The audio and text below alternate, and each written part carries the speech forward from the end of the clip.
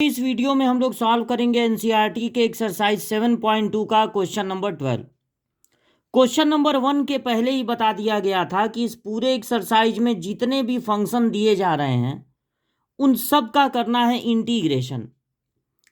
तो x cube -1 to the power 1/3, इसमें multiply है एक्स टू दी पावर 5 का, और इसका करना है इंटीग्रेशन। तो इंटीग्रेशन का सिंबल लगा देंगे और यहाँ पर लिख देंगे dx, जो बताएगा कि इस फंक्शन का इंटीग्रेशन करना है और सारे फार्मूले लगाने हैं x पे। अगर ये y के टर्म में होता तो यहाँ पर dy लिखते, t के टर्म में होता तो यहाँ पर dt लिखते, x के टर्म में है तो यहाँ पर लिखेंगे dx। अब देखिए यहाँ पर x वाले दो फंक्शन का मल्टीप्लाई हो रहा है, लेकिन इंटीग्रेशन में कोई प्रोडक्ट रूल नहीं होता है डिफरेंशिएशन की तरह। तो अब ये हमारे पढ़े हुए किसी फार्मूले के जैसा भी नहीं है, थोड़ा सा इसको सिंप्लीफाई पहले करना पड़ेगा। तो अब करने को क्या कर सकते हैं, सब्स्टिट्यूशन यहां पर लगा सकते हैं, किसी खास पार्ट को टी सपोज कर सकते हैं। इंटीग्रेशन में उस पार्ट को टी सपोज किया जाता है जो पार्ट भी हो और साथ में उसका डिफरेंशिएशन भी हो। तो यहां पर सबसे कॉम्प्लिकेटेड पार्ट क्वेश्चन का यही दिख रहा है ये। अब इसमें एक्स क्यूब, जब एक्स क्यूब का डिफरेंशिएशन होगा, उसी पार्ट को टी सपोज करते हैं जिसका डिफरेंशिएशन भी मौजूद हो, तो इसका डिफरेंशिएशन होगा पावर से इंटू पावर एक कम, तो एक्स स्क्वायर आएगा। इस एक्स पे पावर 5 को हमको ब्रेक कर लेना चाहिए x square into x cube में। एक्स पे पावर 5 को इस तरह भी लिख सकते हैं, एक्स स्क्वायर एक्स क्यूब।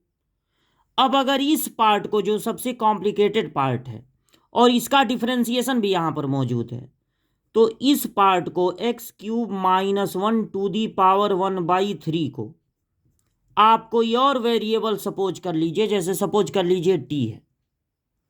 अब एक तरफ से पावर 1/3 हटाएंगे तो दूसरे तरफ पावर हो जाएगा 3। जब आप इंटीग्रेशन में किसी खास पार्ट को टी सपोज करते हैं तो आपका ये काम होता है कि अब सारे एक्स को बदल दिया जाए टी में और dx को भी बदल दिया जाए dt में। इसलिए सपोज करने के बाद तुरंत आप डिफरेंशिएशन करेंगे ताकि dx को बदल सकें dt में।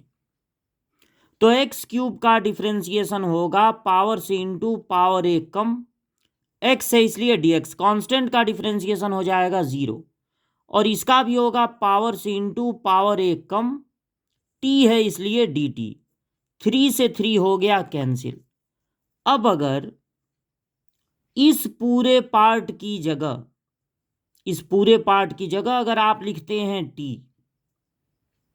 लिखते हैं t, और अब बच गया एक्स स्क्वायर और एक्स क्यूब, तो एक्स स्क्वायर को अभी रहने दीजिए, एक्स क्यूब की जगह आप लिख सकते हैं टी क्यूब प्लस 1। सबको टी में बदल देना है और dx को भी बदल देना है dt में, तो एक्स स्क्वायर dx की जगह, एक्स स्क्वायर dx की जगह लिख सकते हैं टी स्क्वायर dt। अब t, ये t पे कोई पावर नहीं है, केवल t लिखना था, t और t स्क्वायर का प्रोडक्ट हो जाएगा टी क्यूब, अंदर है टी क्यूब प्लस 1 ब्रैकेट के, तो इसका मल्टीप्लाई पहले में होगा तो टी टू दी पावर 6, और प्लस इसका मल्टीप्लाई 1 में होगा तो टी टू दी पावर 3।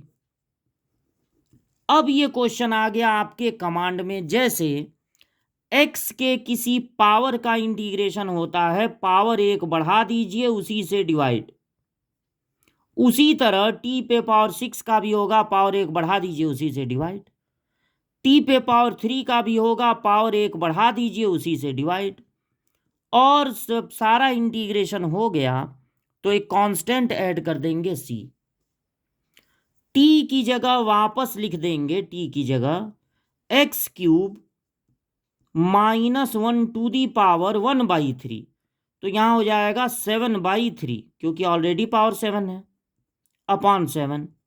और यहाँ हो जाएगा x³ -1 पे पावर t की जगह रखना था 1/3, पावर 1/3, तो यहाँ पर टोटल पावर हो जाएगा 4/3 बाई 4 प्लस c। ये आपका आंसर हो जाएगा।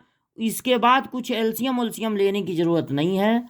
आप अगर इनमें से चाहें तो जो छोटा पावर है वो कॉमन ले सकते हैं, लेकिन वो भी कोई जरूरी नहीं है, आप यहीं पर अपना आंसर छोड़ सकते हैं।